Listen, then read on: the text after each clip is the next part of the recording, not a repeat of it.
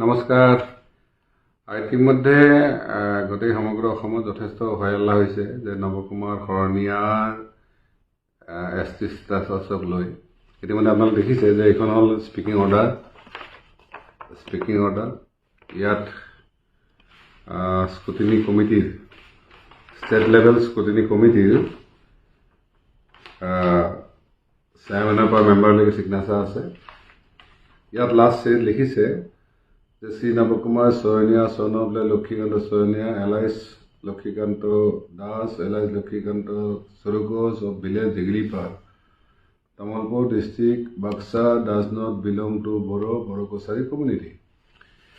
Scrutiny কমিটিৰ ওচৰত জনকাল গোস্বামীয়ে দিছিলে, তেওঁলোকে 5 বছৰৰ মূৰত এই অৰ্ডাৰটো দিছে। মই যিমান দূৰ এই অৰ্ডাৰটো চাইছোঁ আৰু বিভিন্ন জনৰ কথা পাতিছোঁ, সকলোৱে কৈছে যে এইটো কেৱল পলিটিকেল এটা অৰ্ডাৰ হৈছে। কাৰণ ইয়াত জনলাল গোস্বামীয়ে যিটো এপিল কৰিছিল, তাৰপিছত আমিও ইয়াত প্ৰেজেণ্টেশ্যন দিছিলোঁ, তাৰপিছত এই অৰ্ডাৰটো দিছে। এতিয়া প্ৰশ্নটো হৈছে যে অহাকালিলৈ নৱকুমাৰ শৰণীয়া আকৌ ইলেকশ্যন খেলিব পাৰিব নে নোৱাৰিব। এই ক্ষেত্ৰত যিহেতু আমাৰ হাতত সময় কিছু আছে আৰু যিহেতু কোৰ্টত যোৱাৰ সুবিধাটো আছে, নিশ্চিতভাৱে আমি কোৰ্টত যাম।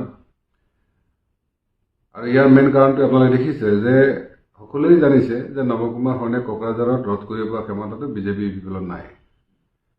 গতিকে তেওঁলোকে জানে যদি এই ধৰণৰ শিখণ্ডী বনাই জনতাদলৰ শিখণ্ডী বনাই এই কামটো কৰা হয়, তেতিয়াহ'লে নিশ্চিতভাৱে নৱশৰণীয়াক হয়তো যুদ্ধৰ পৰা ৰখাব।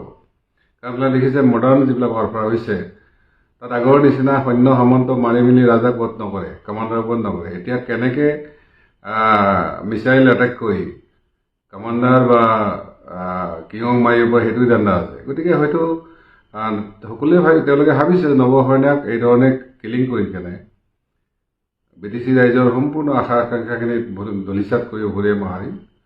মই আমাৰ যিসকল শুভাকাংক্ষী সমৰ্থক আছে সকলোৱে কৈছোঁ যে যিহেতু আমি BTC ৰাইজৰ ওচৰত খাৰা হৈছিলোঁ, আমি আজিও আছোঁ, কালিও থাকিম। গতিকে আমাৰ বিৰুদ্ধে যিমানে ষড়যন্ত্ৰ নকৰক কেলে, আমাৰ বিৰুদ্ধে যিয়ে নকৰক কেলে, আমি যুঁজি যাম। আৰু নিশ্চিতভাৱে যি সত্য ন্যায় পক্ষত থাকিব তেওঁ এদিন নহয় এদিন জয় হ'ব।